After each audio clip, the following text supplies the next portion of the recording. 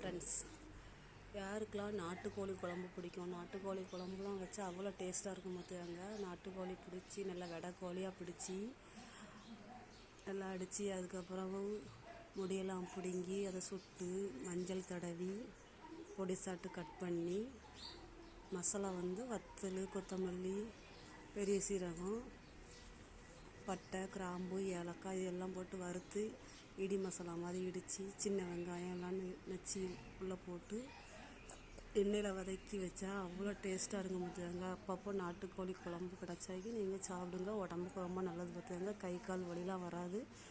நாட்டுக்கோழி குழம்பு சாப்பிட்டு பாருங்கள், உடம்புக்கு ரொம்ப நல்லது. இப்போ கோழியே கிடைக்க மாட்டேங்குது பார்த்துக்கோங்க. அதனால் கிடைக்க நேரம் வச்சு சாப்பிடுங்க, நல்லா டேஸ்ட்டாக இருக்கும். வச்சு சாப்பிட்டு பாருங்கள், நல்லா மணமாக இருக்கும் பார்த்துக்கோங்க. வைக்கும் போதே நல்லா மணமாட்டிருக்கும். கடை குழம்பு நல்லா இருக்காது. கறிக்கோழி இது செஞ்சு சாப்பிட்டு பாருங்கள். பிடிச்சாக்கி லைக் பண்ணுங்கள்.